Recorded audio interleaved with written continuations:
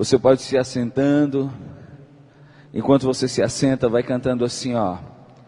Deus quer falar comigo em coisas tão pequenas, nas coisas simples.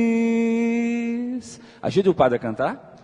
Deus quer falar comigo em coisas pequenas, em coisas tão pequenas,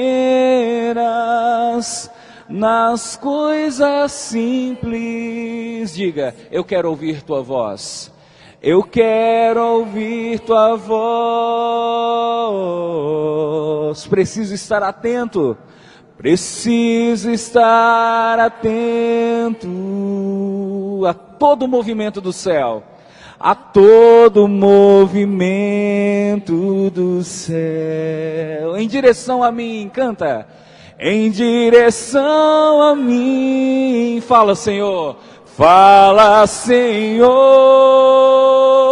Preciso ouvir tua voz. Eis aqui o teu servo. Fala no irmão. Fala no irmão, na palavra, Senhor. E no meu coração.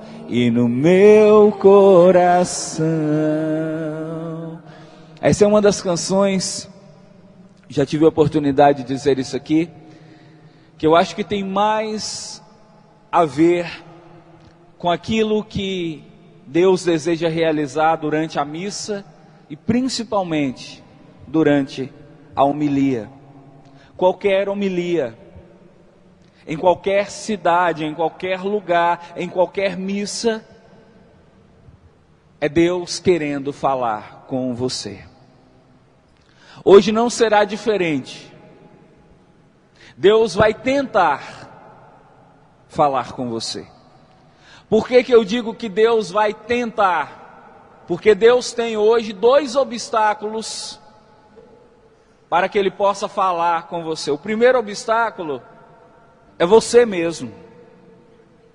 Muitas vezes, Deus está querendo falar com você, mas você está tão ocupado, você está tão agitado, você está com tanta coisa na cabeça, você anda tão distraído, que a palavra de Deus entra num ouvido e sai pelo outro, e às vezes nem entra, bate e volta. Outras vezes Deus não consegue falar com você por causa do mensageiro, no caso, o padre.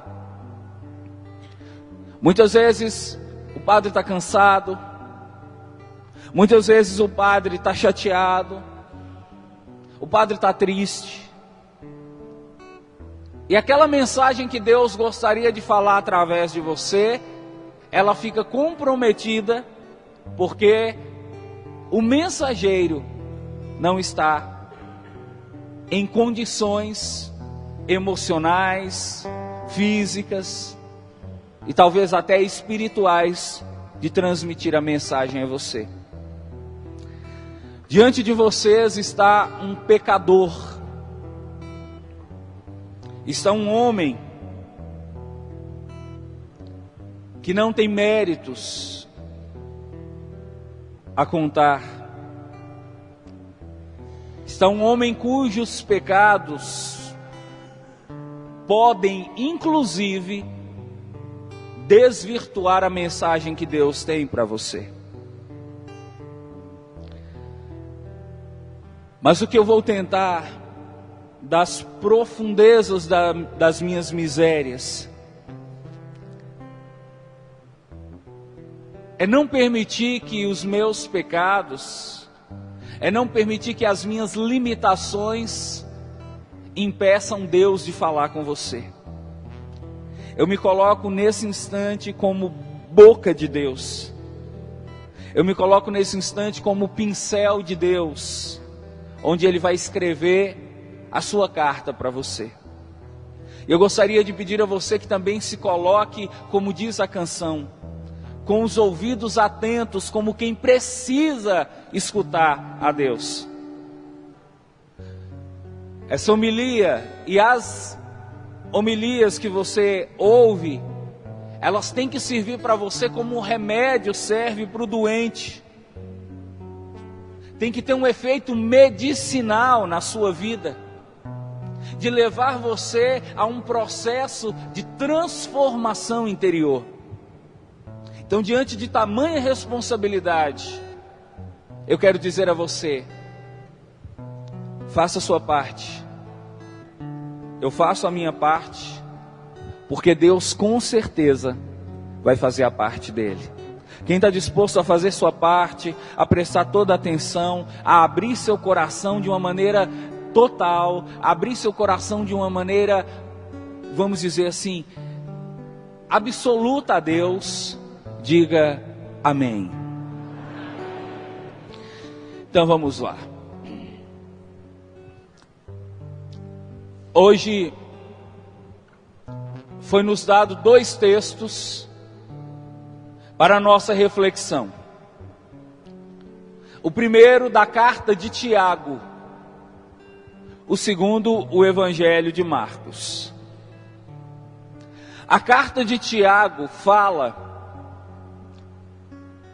sobre uma situação em que as pessoas dizem assim: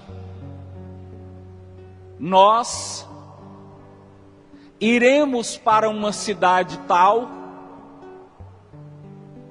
ficaremos naquela cidade por 1 ano, e ali naquela cidade nós faremos negócios e ganharemos muito dinheiro. E Tiago vem questionar: como você pode fazer planos para 1 ano, se você não sabe o que vai acontecer com a sua vida amanhã? E temos também o Evangelho, que narra sobre uma situação insólita, em que um dos prediletos discípulos de Jesus, João, chega para ele e diz: Senhor, nós estávamos passando ali e encontramos um sujeito, um homem, que estava fazendo oração, estava expulsando demônios e estava dizendo que o que ele fazia, fazia no teu nome. Então nós proibimos ele de fazer isso. Nós falamos para ele: para, você não pode fazer isso, porque você não faz parte do nosso grupo. E Jesus disse para João: não proíba, porque quem não está contra nós, está a nosso favor. Esses 2 textos, por mais diferentes um do outro, eles nos colocam no mesmo contexto, eles nos colocam diante de uma mesma situação que nós definimos como o tema dessa missa, que é a soberba. Repita essa palavra.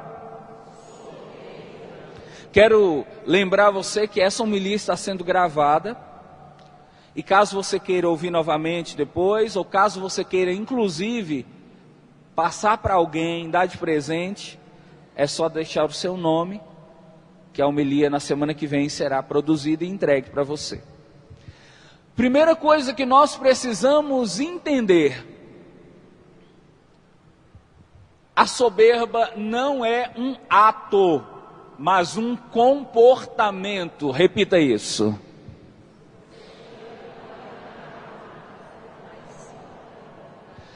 O que o padre está querendo dizer?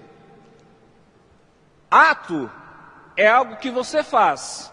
Por exemplo, levantar, arrumar a cama,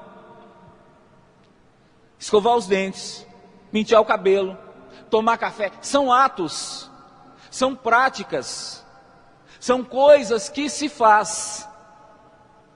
E eu estou dizendo para você que a soberba não é um ato, é um comportamento. Por exemplo, a pessoa pode levantar, arrumar a cama, tomar café e ser preguiçoso. Ser preguiçoso não é um ato, é um jeito de viver. Eu não sei se você conhece alguém assim, sabe aquela pessoa que já acorda, senta à mesa do café e fala assim: nossa, mas eu estou tão cansado. A pessoa termina de acordar e fala: mas eu estou com tanto sono. A pessoa dorme à tarde, levanta e fala: nossa, mas eu não sei o que está acontecendo comigo. Eu estou vivendo uma vida muito estressada. Como assim, filho? Você terminou de dormir? Então, ser preguiçoso é diferente de fazer coisas. Da mesma coisa que ser soberbo é diferente de praticar atos ou gestos. Então, uma pessoa, ela pode praticar um ato com humildade, mas ser soberba de coração. Você quer um exemplo? O marido, que é muito soberbo, que se sente o manda-chuva, se sente o pajé dentro de casa, ele vai no centro e compra para sua esposa um sapato novo. Qual esposa aqui gostaria de ganhar um sapato novo, bonito do marido? Diga amém. Então, senhores maridos, por favor, percebam que a sua esposa está querendo um sapato. Ele foi lá e comprou um sapato para ela. E chegou em casa e falou para ela: olha, trouxe uma coisa para você. O que você trouxe para mim? Eu trouxe um sapato. Deu o sapato para ela. Ela foi lá e calçou, e entrou na sala desfilando, e perguntando para os filhos, até para a vizinha o que ela achava, e falava: você não sabe o que me deu. Meu bem me deu esse sapato lindíssimo, modelo exclusivo da loja, só tinha esse, não vai fazer mais. Fica se sentindo toda orgulhosa, toda vaidosa por causa daquilo ali. E de repente o marido fala: mas deixa eu te falar, você fez o almoço? Ué, eu estou terminando o almoço. Mas eu estou com fome. Meu bem, mas olha só, o almoço é meio-dia agora, mas eu estou com fome. Traz lá alguma coisa. Mas não tem nada. Tinha um café, o café acabou. Mas então traz o almoço. Mas o almoço não está pronto. E seu marido vira para você e fala: então tá bom, eu vou almoçar no restaurante, fica aí com sua comida. O que aconteceu? Ele fez um gesto bonito, um ato bonito, mas ele se comportou de uma maneira soberba. Eu estou dizendo isso para mostrar para você que mesmo as pessoas soberbas, elas podem fazer atos que te agradem, mas no fundo elas continuam soberbas. É por isso que às vezes você fica questionando: mas por que ele me adulava e hoje ele me xinga? Por que de manhã ele me deu uma flor e à noite ele me deu um beliscão? Por que de dia ele falou para mim: como você é linda, e à noite ele falou para mim: nossa, você está gorda? Por quê? Como explicar essa mudança? Será que meu marido tem duas caras? Será que meu filho tem duas caras? De manhã meu filho chega e fala: mãe, eu te amo, a senhora é a pessoa mais importante para mim. De noite eu recebo a notícia que meu filho está preso. De manhã minha filha chega para mim e fala para mim: mãe, a minha vida não seria nada sem a senhora. Quando chega à tarde eu recebo a notícia de que a minha filha está lá na casa das amigas dela, fazendo farra, fazendo festa, e com vários homens. Então, é assim que se explica a contradição que existe entre as pessoas, porque uma coisa é alguém fazer um ato, praticar um ato, outra coisa é a pessoa se comportar. É possível um homem se comportar como é possível um homem praticar um gesto de cavalheirismo e ser um baita de um cafajeste. Filha, cadê as mulheres? Olhem para mim as mulheres, todas as mulheres. Depois vou falar para vocês homens também, tá bom? Todas as mulheres, olhem para mim. Não fiem em atos. O que vai mostrar para você quem é a pessoa são comportamentos. Não é porque trouxe uma florzinha que te ama. Não é porque escreveu um bilhetinho que quer casar com você. Cuidado, filha. Tem muita gente se enganando, achando que o gato é lebre. E de repente você casa com um cafajeste, achando que está casando com um cavalheiro. Por quê? Por causa dos atos. Mas Deus está nos mostrando, mais do que olhar os atos, nós temos que olhar os comportamentos. A soberba é um comportamento, não é um ato. É um jeito de viver, é um jeito de enxergar o mundo, é um jeito de se relacionar com as pessoas. E aí você tem que então perceber, uma pessoa é soberba, não é pelo que ela faz, é pelo que ela é. Amém? Vamos prosseguindo. Como definir então a soberba? Em alguns dicionários você vai encontrar que a soberba, ela é sinônimo de orgulho. Soberba e orgulho são a mesma coisa. Então uma pessoa orgulhosa é uma pessoa soberba. Uma pessoa soberba é uma pessoa orgulhosa. E o que é ser orgulhoso? O que é ser soberbo ou soberba? De acordo com um dicionário de espiritualidade, a soberba é um amor exagerado por si mesmo. Repita, compadre. A soberba é um amor exagerado por si mesmo. Aqui você tem que começar a perceber que Deus, quando Ele nos criou, Ele colocou em nós amor por nós mesmos. Então, o normal é que você se ame. O dia que você encontrar uma pessoa que diz assim, eu me odeio, uma pessoa que se machuca, que se belisca, que se corta, que se prejudica, você começa a perceber, essa pessoa está doente. O normal é gostar de si mesmo. Você tem que gostar de si mesmo. Tem gente que faz questão de se destruir, de se rebaixar. Você nem espera as pessoas falar mal de você, você mesmo já chega e fala, nossa, olha como é que eu estou, olha como é que eu sou, olha esse meu cabelo, olha para você ver essa minha pele, olha para você ver esse meu jeito de andar, eu ando igual um saci pererê, mancando, pulando. Então tem gente que se destrói, isso não é normal. O normal é que cada pessoa tenha amor por si mesmo, amor próprio.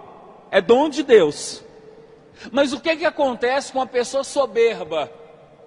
A pessoa soberba, ela não apenas se ama, ela exagera no amor.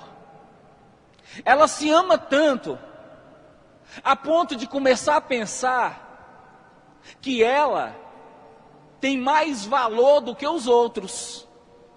Quando você ama muito alguém ou alguma coisa, você começa a considerar aquela pessoa ou aquela coisa como superior. Então você começa a falar assim, ó, eu sou o melhor. Eu sou o cara. No meu serviço, eu sou o cara. No meu serviço, eu sou um gênio. Naquilo que eu faço, eu sou insuperável. Ué, padre, eu achei que não tinha problema. Tem problema sim. O que está por trás disso é soberba. É quando você gosta tanto de você, é quando você gosta tanto do que você faz, que você começa a se considerar insuperável, insubstituível, o maior de todos. Aí começa a ter problema. A igreja considera esse comportamento como um pecado. Amar a si mesmo não é pecado. Amar a si mesmo de maneira exagerada, de maneira excessiva, é um pecado chamado soberba ou orgulho. A igreja chama esse pecado de pecado original, ou melhor, pecado capital. Pecado original foi o pecado dos nossos primeiros pais, Adão e Eva. Esse é o pecado capital. Então eu vou perguntar para você, e eu quero que você responda: a soberba é um pecado, sim ou não? Qual o nome desse pecado? Capital. Por que pecado capital, padre? É porque é um pecado cabeça. A cabeça, ela não serve para guiar o corpo. O meu corpo vai onde minha cabeça manda, filho. Minha cabeça está pedindo para eu ir para lá, meu corpo vai para lá. Minha cabeça está pedindo para o meu corpo parar, meu corpo para. Então, quando a igreja diz que esse pecado, a soberba, é um pecado capital, a igreja está querendo dizer que esse pecado tem o perigo de conduzir pessoas e principalmente de gerar outros pecados. A pessoa que é soberba, ela tem uma vida inteira em torno disso. A vida inteira dela gira em torno da sua soberba, do seu amor próprio. Tudo que ela faz gira em torno disso. Então é um pecado grave. Só para você ter ideia, Santo Tomás de Aquino chegou a afirmar que de todos os pecados que um homem pode cometer, o pecado que mais nos faz parecer com o diabo é a soberba. A soberba é o pecado que mais te assemelha com o diabo, porque o diabo é soberbo por natureza. A propósito, como foi que o diabo virou diabo? O diabo era um anjo. Ele era, vamos dizer, um dos anjos mais poderosos de Deus. Só que esse anjo chamava Lúcifer. E ele era um dos prediletos de Deus. Só que ele começou a se amar demais. Ele começou a se sentir grande demais. Ele começou a se sentir importante demais. Ele começou a achar que ele nem precisava de servir a Deus como os outros, porque ele era superior. Então, no momento que isso aconteceu, ele foi expulso do céu. E como ele foi expulso do céu, ele saiu juntando outros anjos com ele, que também se sentiam superiores, e formaram aquilo que nós chamamos inferno. O que é o inferno? É o agrupamento de anjos soberbos, que começaram a se sentir mais importantes do que Deus. Então perceba que o caos da humanidade tem como um dos seus pilares a soberba. Se você for perceber, a maior parte das brigas dentro da sua casa é por causa de soberba. Tem alguém ali querendo ser maior do que o outro. Tem alguém ali querendo mandar. Tem alguém ali se sentindo acima do bem e do mal. Por que que tem muitos casais brigando? É porque um quer mandar e quer que o outro obedeça. Por que que tem muitos filhos que estão hoje em conflito com os pais? Porque são soberbos. Não tem nada, olha, o que o padre vai falar é grave. Filma aqui. Não tem nada que seja mais grave e que seja mais uma maior fonte de maldições do que um filho soberbo. Um filho que não aceita a autoridade do pai e da mãe e que ao invés de obedecer, ele quer mandar no pai e na mãe, ele está comprando maldições para o resto da sua vida. Cuidado com a soberba. Da mesma maneira que a soberba expulsou Lúcifer do céu, a soberba pode expulsar você, marido, de dentro da sua casa. A soberba pode expulsar você, funcionário da empresa que você trabalha. A soberba pode expulsar você, filho, do coração dos seus pais. Cuidado com a soberba, querido. A soberba te faz ficar parecido com o diabo. E essa soberba, essa danada dessa soberba, ela é como um vírus. A pessoa não percebe, não. Você acha que a pessoa soberba, ela sabe, ela sente? Não, é inconsciente, gente. A pessoa que é soberba, naturalmente, ela se sente melhor que você. A pessoa que é soberba, ela naturalmente, ela se coloca acima. E você percebe que isso é até inconsciente pela naturalidade que a pessoa fala. Aí a pessoa vira e fala assim: nossa, mas hoje eu fiz uma oração a Deus. Falei para Deus assim: Senhor, se o Senhor estiver me escutando, manda um sinal. Sabe o que aconteceu? Choveu. Aí você começa a pensar: choveu na cidade inteira por sua causa. É isso que você quer dizer? Que na cidade inteira você tem a preferência. Tem pessoas que vivem essa soberba em relação a Deus. Dentro da igreja, a soberba, ela pode fazer de nós suas vítimas, seus escravos. Olha o que aconteceu com João no Evangelho.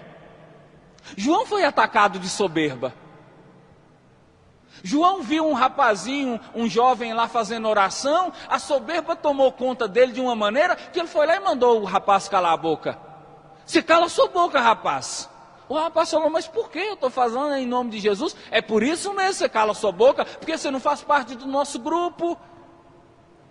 Você não é como nós, você não anda com ele não faz milagres perto de você, você não senta aos pés dele, então você cala a sua boca. Outra coisa que o soberbo tem uma arrogância terrível.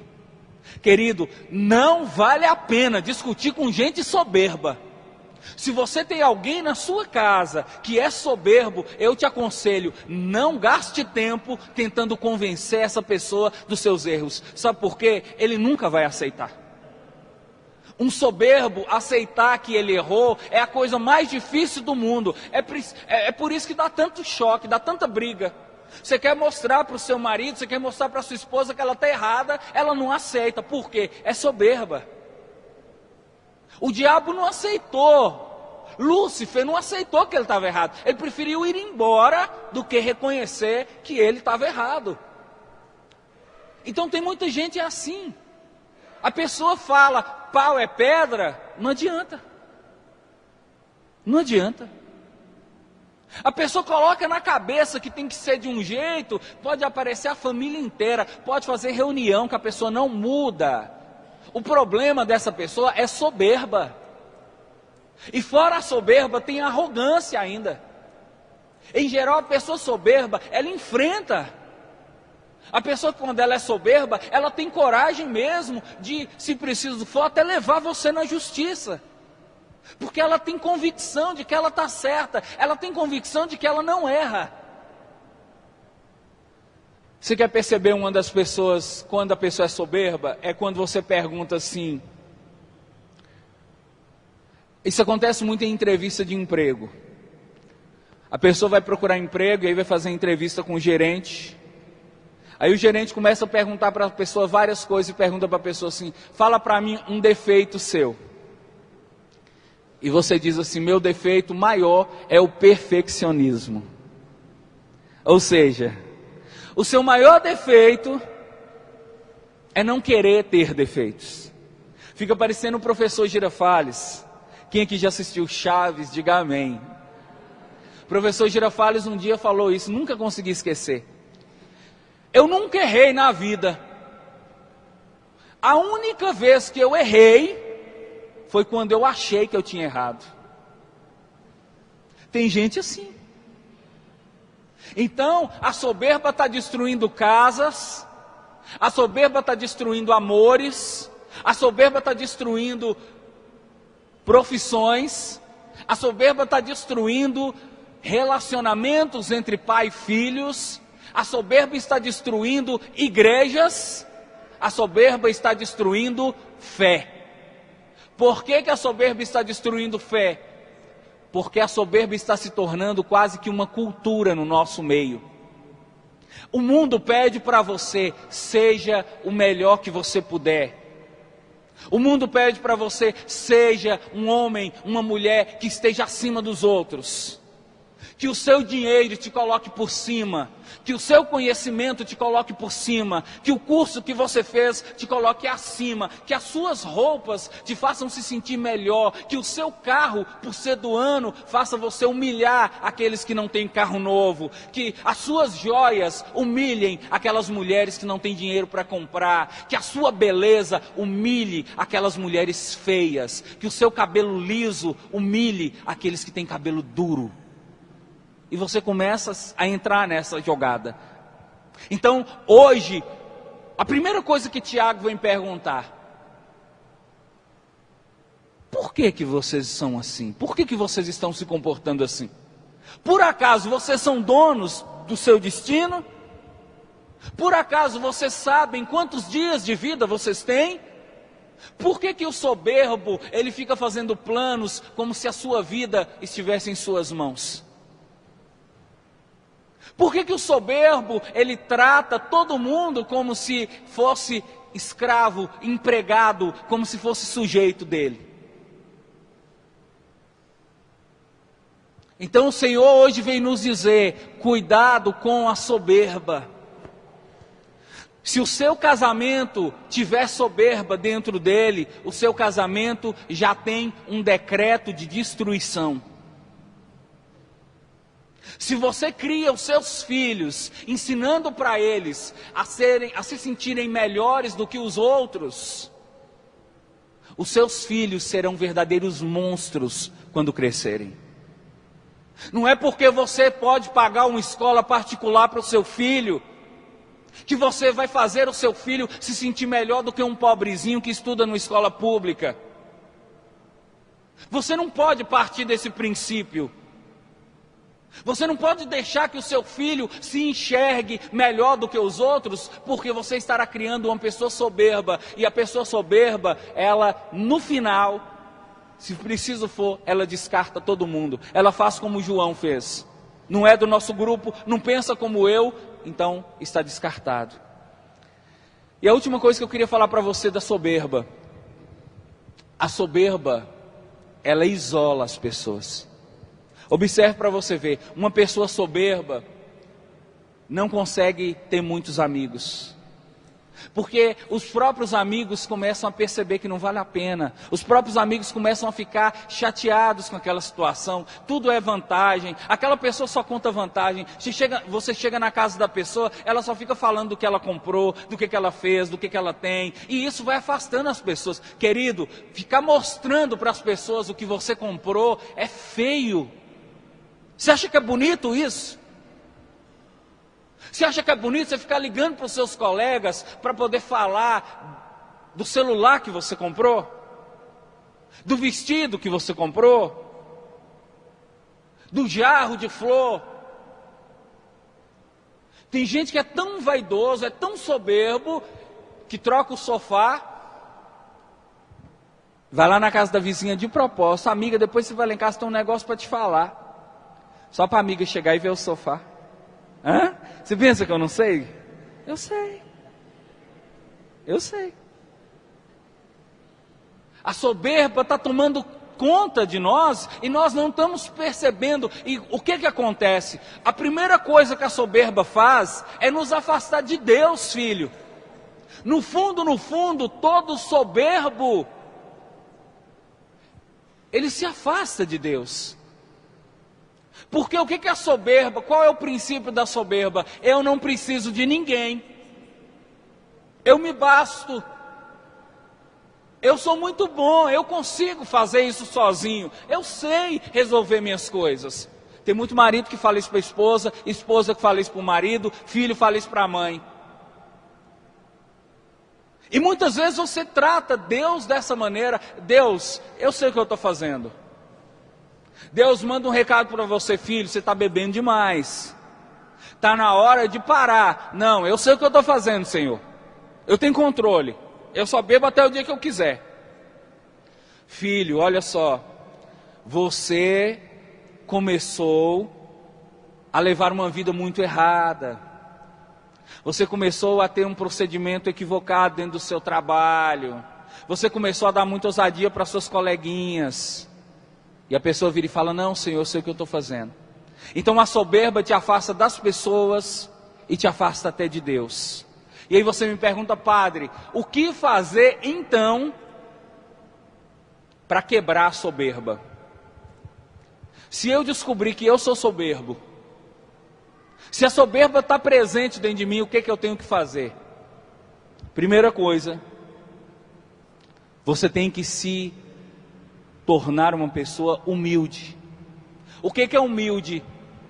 É reconhecer que você não é tão grande quanto pensa. É reconhecer que você não é a última Coca-Cola do deserto, não é a última bolacha do pacote, você não é a última estrela da constelação, você é apenas um ser humano como todos os outros. Humildade é saber se colocar no seu lugar, não é se rebaixar não, é se colocar no seu lugar. E segunda coisa, aprender a confiar não em si, mas em Deus. Porque no final você descobre, a sua vida, por mais dinheiro que você tenha, não está nas suas mãos, mas está nas mãos daquele que te criou, nosso Senhor Jesus Cristo. Louvado seja o nosso Senhor Jesus Cristo.